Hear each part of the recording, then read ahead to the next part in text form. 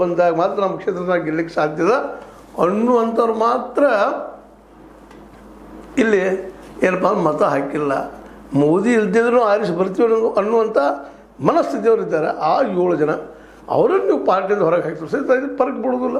ಸ್ವತಂತ್ರವಾದ ಮೀಡಿಯಾಗೆ ಬೇಕಾಗಿರುವುದು ಸ್ವತಂತ್ರ ಧ್ವನಿ. ಆ ಸ್ವತಂತ್ರ ಧ್ವನಿ ಉಳಿಸಲು ನೀವು ಮಾಡಬೇಕಾದದ್ದು ಇಷ್ಟೇ. ಅದೇನಪ್ಪಾ ಅಂತಂತಂದ್ರೆ ನಿಮ್ಮ ಕೈಲಾದಷ್ಟು ಸಹಾಯ ಈ ಚಾನಲ್ಗೆ ಮಾಡಿ ಹಾಗೂ ನಿಮ್ಮ ಧ್ವನಿಯನ್ನು ಕಾಪಾಡಿಕೊಳ್ಳಿ. ಯಾಕಂದ್ರೆ ಕಾಂಗ್ರೆಸ್ ಹೋಗ್ತಾರೆ, ಕಾಂಗ್ರೆಸ್ ಒಪ್ಪಲ್ಲದ ಅವ್ರಿಗೆ. ಯಾಕಂದ್ರೆ ಮತ ತೊಗೊಂಡದು ಅಲ್ಲಿ ಏನೋ ಒಂದು ಆಗ್ಯದ ಹೊಂದಾಣಿಕೆ. ಹೀಗಾಗಿ ಇವತ್ತು ಈ ಅಡ್ಡ ಮತದಾನ ಮಾಡಿದವ್ರಿಗೆ ಶಿಕ್ಷೆ ಕೊಡಿಸೋಕ್ಕಿಂತಲೂ ಮುಂದೇನು ಮಾಡಬೇಕು ಪಕ್ಷಕ್ಕೆ ಅದು ಹೈಕಮಾಂಡ್ ಹೇಳಬೇಕಾಗಿತ್ತು. ಅದು ಮುಖ್ಯವಾಗಿ ಅಧ್ಯಕ್ಷರಾದಂಥ ಯಂಗ್ ಆ್ಯಂಡ್ ಎನರ್ಜೆಟಿಕ್ ಆದಂಥ ನಿತಿನ್ ನವೀನ್ ಅವರು ಈ ದಿಶೆ ಚಿಂತನೆ ಮಾಡಬೇಕಾಗಿದೆ. ಯಾವ ರೀತಿಯಾಗಿ ನಾವು ಈ ಸಿಚುವೇಶನ್ ಹ್ಯಾಂಡಲ್ ಮಾಡಬೇಕು. ಆ 7 ಜನ ಗೊತ್ತಿದ್ದರೂ ಗೊತ್ತಿಲ್ಲದಾಗಿರುವಂಥದ್ದು ಕೆಲವು ಮಾಡಬೇಕಾಗ್ತದೆ. ಒಂದು ಉದಾಹರಣೆ ಕೊಡ್ತೀನಿ ನಾನು ನಿಮಗೆ. ನನ್ನ ಮಗ ಅಂತ ಇಟ್ಕೊಳ್ರಿ ಅಥವಾ ಮತ್ತಾರು ಅಂತ ಇಟ್ಕೊಳ್ರಿ, ನನಗೆ ಅಗದಿ ಸಣ್ಣವರು. ಅವರು ನನಗೊಮ್ಮೆ ಎಲ್ಲೋ ಸಿಗರೇಟ್ ಸೇರ್ತಾ ಇದ್ದಾಗ ನಾನು ನೋಡ್ತೀನಿ. ನೋಡಿದ ತಕ್ಷಣ ಅವ್ನಿಗೆ ಗೊತ್ತಾಗ್ತದೆ ಅಪ್ಪ ನೋಡಿದ್ವು ಅಥವಾ ಮತ್ತಾರು ನೋಡಿದ್ರು, ಅನ್ನ ನೋಡಿದ್ವು ಅಂತೇಳಿ.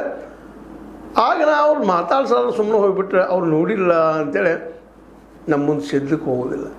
ಯಾಕೆ ಸೆತ್ತಿ ಒಂದು ಬೆದರಿಸಿದ್ರಿ ನಂತರ ನಾನು ಮುಂದೆ ಬಂದು ಸೆದ್ಲಿಕ್ಕೆ ಶುರು ಮಾಡ್ತಾರೆ. ಆಗೇನು ಮಾಡ್ಲಿಕ್ಕೆ ಸಾಧ್ಯ ಆಗ್ತದೆ? ಕೆಲವೊಮ್ಮೆ ಮ್ಯಾಕ್ಸಿಮಮ್ ಆಗು ಉದಾಹರಣೆ ಹೇಳ್ತಾ ಇದ್ದೀನಿ. ಕೆಲವರು ಅಂಜು ಬಿಡ್ಬೋದು, ಭಯ ಪಟ್ಬಿಡ್ಬೋದು, ಆ ಮಾತು ಬೇರೆ. ಆದರೆ ಈ 7 ಜನ ಏನದಾರ ಇವ್ರು ಯಾರು ಅಂಜುವಂಥ ಗಿರಾಕಿಗಳಲ್ಲ. ಇವರು ಬುದ್ಧಿವಂತರಿದ್ದಾರೆ, ತಮ್ಮ ಕ್ಷೇತ್ರದಲ್ಲಿ ಬಲಿಷ್ಠರಿದ್ದಾರೆ. ಯಾವುದೇ ಪಕ್ಷದಿದ್ದರೂ ಅವ್ರು ಆರಿಸಿ ಬರುವಂಥವ್ರು ಇದ್ದಾರೆ. ಅಂಥವ್ರು ಮಾತ್ರ ಈ ಶಾಸಕ ಹೇಗಿದ್ದಾರೆ ಅಂತೇಳಿ ಮೇಲ್ನೋಟ ಕಾಣಿಸ್ತದೆ. ಹೀಗಾಗಿ ಅವ್ರನ್ನ ಕೆಣಕಿ ಮತ್ತು 7 ಕ್ಷೇತ್ರಗಳನ್ನು ಮುಂದಿನ ಚುನಾವಣೆ ಕಳ್ಕೊಳ್ಳೋಕ್ಕಿಂತಲೂ ಅವ್ರು ಇರಲಿ. ಅದ್ರ ಜೊತೆಗೆ ನೀವೇನು ಮಾಡಬೇಕಾಗಿದೆ ಅನ್ನೋದ್ರ ಬಗ್ಗೆ ಕಾನ್ಸಂಟ್ರೇಷನ್ ಮಾಡಬೇಕಾಗಿದ್ದಿಲ್ಲ. ಹೈಕಮಾಂಡ್ ಆಗಿರ್ಬೋದು, ಇಲ್ಲಿ ನಮ್ಮ ಕರ್ನಾಟಕದ ಕಮಾಂಡು ಆಗಿರ್ಬೋದು, ವಿಜೇಂದ್ರ ಅವರಾಯಿತು, ಯಡಿಯೂರಪ್ಪನವರಾಯಿತು, ಆರ್ ಅಶೋಕ್ ಅವರಾಯಿತು. ನಾವೀಗೇನು ಮುಂದೆ ಯಾವ ಹೆಜ್ಜೆ ಇಡಬೇಕು ಅನ್ನೋದ್ರ ಬಗ್ಗೆ ಲಕ್ಷ್ಯ ಕೊಡಿಸ್ಬೇಕು. ಲಕ್ಷ್ಯ ಕೊಟ್ಟ ಆ ದಿಸೆಯಲ್ಲಿ ತಮ್ಮ ಟೀಮನ್ನು ರೆಡಿ ಮಾಡ್ಕೋಬೇಕಾಗಿದೆ. 2028 ಏನು ದೂರ ಇಲ್ಲ. ಇದೇನಾದರೂ ಸೋತ್ರ 2028 ಇಲ್ಲೇ ಭಿನ್ನಮತ ಕಾರಣ.